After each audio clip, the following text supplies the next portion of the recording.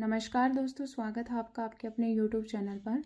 आज की जो वीडियो है ये मनोविज्ञान के इंट्रोडक्शन पार्ट के रूप में रहेगी और एचटेट में जो अपना CDP आता है, CDP जो आता है वो 30 नंबर का आता है। बाल विकास के नाम से आपका CDP यहाँ पर दिया हुआ मिलेगा, 30 मार्क्स का आता है। उसमें से आपका एक क्वेश्चन जो है, ये जो इंट्रोडक्शन पार्ट में आज आपको करवाऊंगी, इसमें से एक क्वेश्चन बनता है। तो सबसे पहले आपको यही पता होना चाहिए कि मनोविज्ञान शब्द की उत्पत्ति कहाँ से हुई है, इसकी न्यू, इसका अतीत या इसका इतिहास क्या रहा है। तो देखिए दोस्तों, मनोविज्ञान शब्द जो है ये मनोविज्ञान से पहले किस नाम से जाना जाता था। तो जो मनोविज्ञान है ये पहले मनोविज्ञान से नहीं बल्कि दर्शन शास्त्र के नाम से जाना जाता था। तो मनोविज्ञान से पहले दर्शन शास्त्र के नाम से जाना जाता था। और ये जो दर्शन शास्त्र है ये अरस्तु की एक बुक थी। अरस्तु की बुक डी एनिमा से आया है। डी एनिमा, अरस्तु ने एक बुक लिखी थी डी एनिमा, वहां से अर्थशास्त्र आया है। तो यानी कि जो मनोविज्ञान है ये पहले मनोविज्ञान नहीं था, ये दर्शन शास्त्र के रूप में जाना जाता था। और जो दर्शन शास्त्र है वो अरस्तु की एक बुक थी डी एनिमा, वहां से आया है। तो यहाँ पर जो अरस्तु है ये, क्योंकि स्टार्टिंग में दर्शन शास्त्र या मनोविज्ञान यहीं से स्टार्ट हुआ, तो जो अरस्तु है इनको मनोविज्ञान का पिता कहा जाता है। मनोविज्ञान का पिता।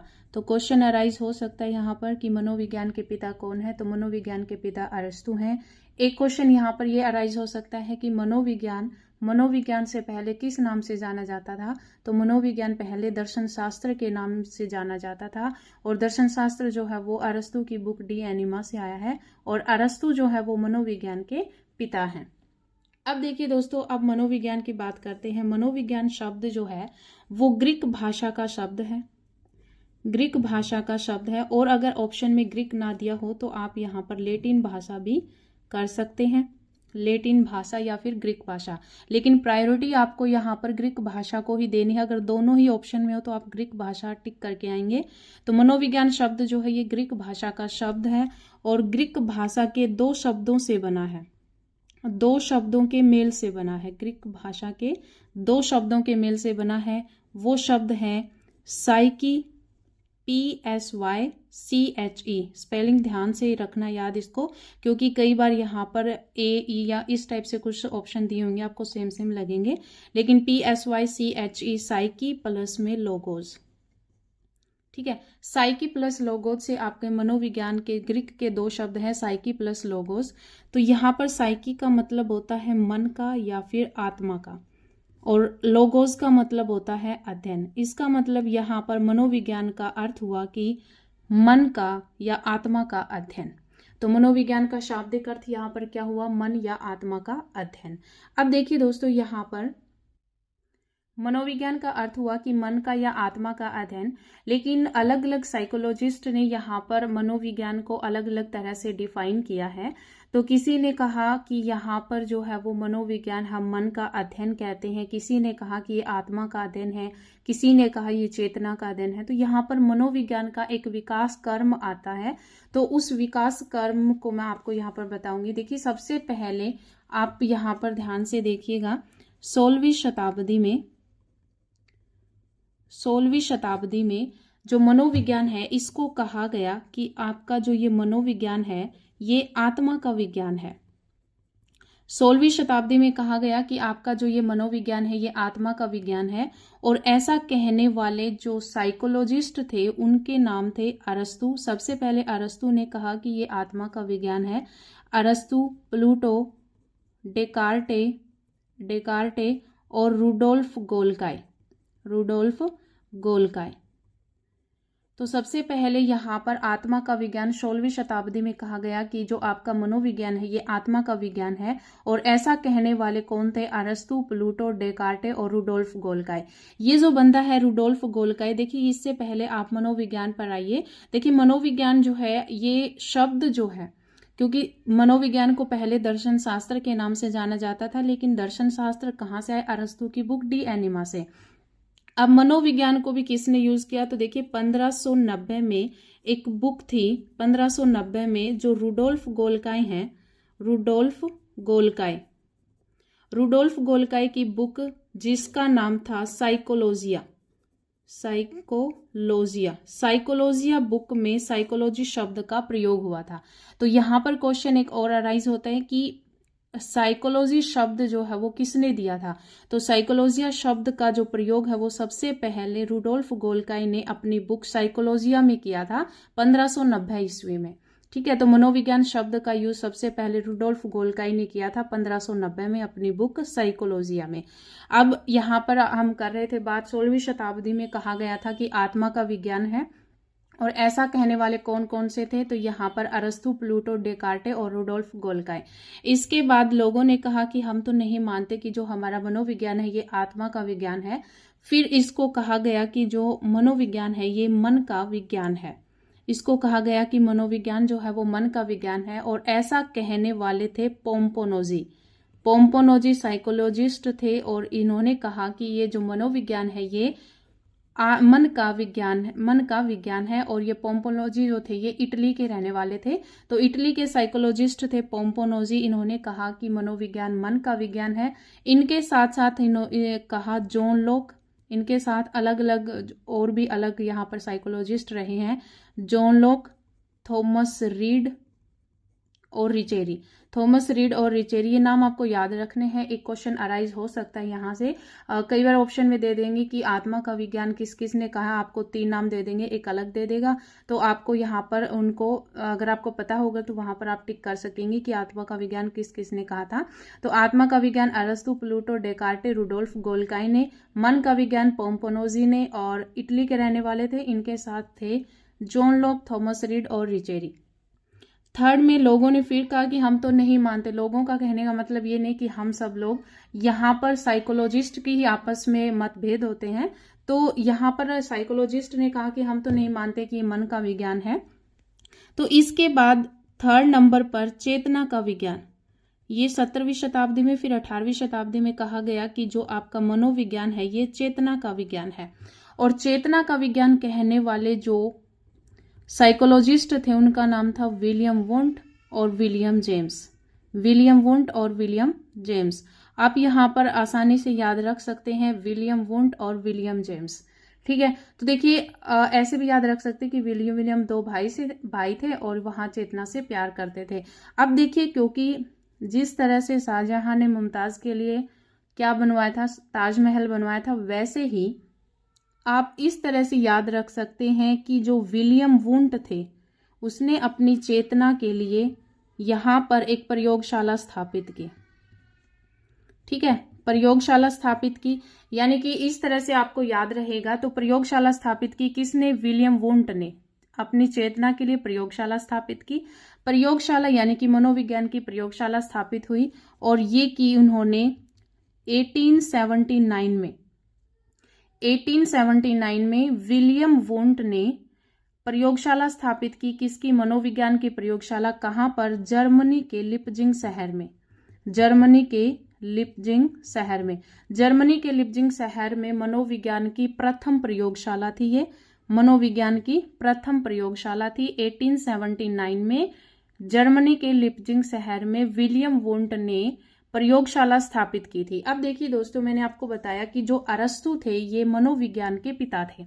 अब क्योंकि यहाँ पर जो है वो मॉडर्न काम हुआ, आधुनिक काम हुआ है, आधुनिक और प्रयोगात्मक, क्योंकि प्रयोगशाला में तो हम प्रयोग करेंगे, प्रैक्टिकल टाइप यहाँ पर कुछ रहेगा। तो प्रयोगात्मक, अगर आपके पास क्वेश्चन यहाँ पर एक और अराइज होता है कि मनोविज्ञान के प्रयोगात्मक या आधुनिक, या फिर आपका आ सकता है वास्तविक, तो आपके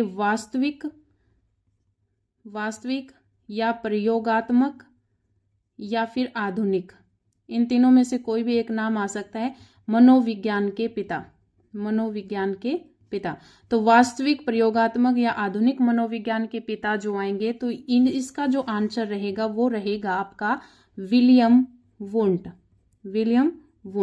अब देखिए दोस्तों, जो विलियम वुंट है, इसका एनसीईआरटी में जो बुक, एनसीईआरटी की जो बुक है उसमें नेम जो है वो विल्हम आता है, विल्हम वुंट। ठीक है, विल्हम वुंट, लेकिन लगभग हर टीचर हमें विलियम वुंट ही बताता है, लेकिन एनसीईआरटी की बुक में ये विल्हम वुंट है। तो आप इसको याद भी रख सकते हैं, विल्हम वुंट। अगर ऑप्शन में कई बार होता है कि विलियम वुंट भी दिया हुआ हो, लेकिन एनसीईआरटी की जो बुक है अपनी 11th क्लास की, उसमें विल्हम वुंट है, विल्हम वुंट, और ये विलियम जेम्स ही हैं। ठीक है, तो यहां पर आप याद रख सकते हैं। अब देखिए, मैंने आपको 3 बता दिया कि पहले आत्मा का विज्ञान कहा गया, फिर इसको मन का विज्ञान कहा गया, फिर इसको चेतना का विज्ञान कहा गया, विलियम वुंट और विलियम जेम्स। अब विलियम वुंट और विलियम जेम्स दोनों भाई थे, चेतना से प्यार करते थे। अब विलियम वुंट जो है, इसने प्रयोगशाला बना दी, इससे यहां पर आपको याद रहेगा। और प्रयोगशाला कब बनी? 1879 में जर्मनी के लिप्जिंग शहर में। जर्मनी के लिप्जिंग शहर में किसने प्रयोगशाला बनवाई? विलियम वुंट ने बनवाई थी। और एनसीईआरटी की बुक में ये नेम जो है ये है विल्हम वुंट। ठीक है, तो यहाँ पर जो है वो विल्हम वुंट आप याद रख सकते हैं। अब देखिए यहाँ पर इससे क्वेश्चन अराइज हुआ कि क्योंकि इन्होंने एक प्रयोगशाला बनवाई थी तो ये वास्तविक, आधुनिक और प्रयोगात्मक मनोविज्ञान के पिता कहलाए। कौन? Wilhelm won't. ओके, अब इसके बाद 4th नंबर पे इसका आता है, क्योंकि फिर से साइकोलॉजिस्ट ने कहा कि हम तो नहीं मानते कि ये हमारा चेतना का विज्ञान है। फिर ये 4th नंबर पर आता है व्यवहार का विज्ञान। व्यवहार का विज्ञान। अब व्यवहार का विज्ञान कहने वाले कौन थे? अब व्यवहार का विज्ञान किसने कहा? तो व्यवहार का विज्ञान सबसे पहले कहा जॉन बी वॉटसन, जेबी वॉटसन या फिर जॉन बी वॉटसन। ये पहले व्यवहारवादी थे, क्योंकि 1924 में इन्होंने व्यवहारवाद पर एक बुक लिखी थी। व्यवहारवाद पर बुक लिखी थी किसने? जेबी वॉटसन ने। तो ये पहले व्यवहारवादी थे। इनके साथ साथ यहाँ पर अलग जो साइकोलॉजिस्ट थे वो थे क्लॉर्क हल, स्कीनर, पावलोव। स्कीनर और पावलोव। ठीक है, तो इसके साथ साथ कौन थे? जेबी वॉटसन, क्लॉर्क हल, स्कीनर और पावलोव। 1924 में व्यवहारवाद पर बुक लिखी थी किसने? जेबी वॉटसन ने। देखिए दोस्तों, यहाँ पर जेबी वॉटसन ने व्यवहारवाद पर बुक तो लिखी थी, लेकिन व्यवहार शब्द का प्रयोग कब हुआ था? जो व्यवहार शब्द का जो प्रयोग है, व्यवहार शब्द का जो प्रयोग है वो 1905 में, यहां पर लिख देती हूं मैं, 1905 में एक बुक थी outline of psychology. Outline of psychology. तो आउटलाइन ऑफ साइकोलॉजी लिखी गई थी 1905 में, और ये किसने लिखी थी? ये लिखी थी मैकडूगल ने। ठीक है, 1905 में मैकडूगल ने एक बुक लिखी थी आउटलाइन ऑफ साइकोलॉजी, और उस आउटलाइन ऑफ साइकोलॉजी में व्यवहार शब्द का प्रयोग किया गया था। तो यहां पर क्वेश्चन अराइज होता है कि व्यवहार शब्द का प्रयोग सबसे पहले किसने किया? तो व्यवहार शब्द का जो प्रयोग है वो सबसे पहले 1905 में मैकडूगल ने अपनी बुक आउटलाइन ऑफ साइकोलॉजी में किया था। ठीक है दोस्तों, तो यहाँ पर ये जो इंट्रोडक्शन पार्ट है इसमें से एक क्वेश्चन अराइज क्या होता है? पहला क्वेश्चन यहाँ पर बनता है कि मनोविज्ञान से पहले किस नाम से जाना जाता था? तो मनोविज्ञान से पहले दर्शन शास्त्र के नाम से जाना जाता था। और दर्शन शास्त्र कहाँ से आया? अरस्तु की बुक डी एनिमा से। अरस्तु कौन है? मनोविज्ञान के पिता हैं। और मनोविज्ञान शब्द जो है ये ग्रीक भाषा का शब्द है, और ग्रीक भाषा के 2 शब्दों के मेल से बना है, साइकी प्लस लोगोस। साइकी का मतलब होता है मन का या आत्मा का, और लोगोस का मतलब होता है अध्ययन। इसका मतलब मनोविज्ञान क्या हुआ कि मन या आत्मा का अध्ययन। और मनोविज्ञान शब्द का प्रयोग सबसे पहले कहाँ हुआ था? तो 1590 में एक बुक लिखी थी रुडोल्फ गोल्काई ने, साइकोलॉजिया। उसी से साइकोलॉजी शब्द निकल कर आया है। अब यहाँ पर साइकोलॉजिस्ट ने कहा कि हर अलग साइकोलॉजिस्ट ने मनोविज्ञान को अलग तरह से डिफाइन किया है। तो सबसे पहले 16वीं शताब्दी में कहा गया मनोविज्ञान आत्मा का विज्ञान है, और ऐसा कहने वाले कौन थे? अरस्तु, प्लूटो, डेकार्टे और रुडोल्फ गोल्काई। अब अलग साइकोलॉजिस्ट ने कहा कि हम तो नहीं मानते कि ये आत्मा का विज्ञान है, तो फिर इसको कहा गया मन का विज्ञान। 17वीं शताब्दी में इसको मन का विज्ञान कहा गया, और ऐसा कहने वाले कौन थे? पोम्पोनोजी। पोम्पोनोजी को आप ऐसे याद कर सकते हैं, मन यानी दिल, दिल में यानी कि पंपिंग करता है तो पोम्पोनोजी, मन पंपिंग करता है, पोम्पोनोजी इटली के थे ये। मेन यहाँ पर पोम्पोनोजी ही हैं। फिर इसके साथ अलग थे जॉन लॉक ने भी इसको मन का विज्ञान कहा, थॉमस रीड ने भी और रिचेरी ने भी। फिर कहा गया चेतना का विज्ञान। चेतना का विज्ञान आप इस तरह से याद कर सकते हैं कि विलियम 2 भाई थे, दोनों चेतना से प्यार करते थे। फिर विलियम वुंट ने क्या किया कि चेतना के लिए यहाँ पर प्रयोगशाला बना दी। तो प्रथम प्रयोगशाला 1879 में जर्मनी के लिप्जिंग शहर में विलियम वुंट ने बनवाई थी, जिस वजह से इनको वास्तविक मनोविज्ञान का पिता प्रयोगात्मक मनोविज्ञान का पिता या फिर आधुनिक मनोविज्ञान के पिता के रूप में इनको जाना जाने लगा।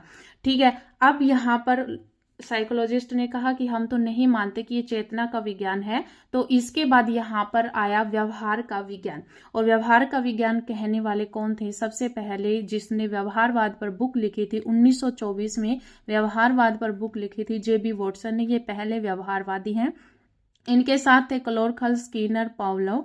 और क्योंकि व्यवहारवाद पर बुक तो 1924 में जेबी वॉटसन ने लिखी थी, लेकिन व्यवहार शब्द का प्रयोग सबसे पहले 1905 में मैकडूगल ने किया था अपनी बुक आउटलाइन ऑफ साइकोलॉजी में।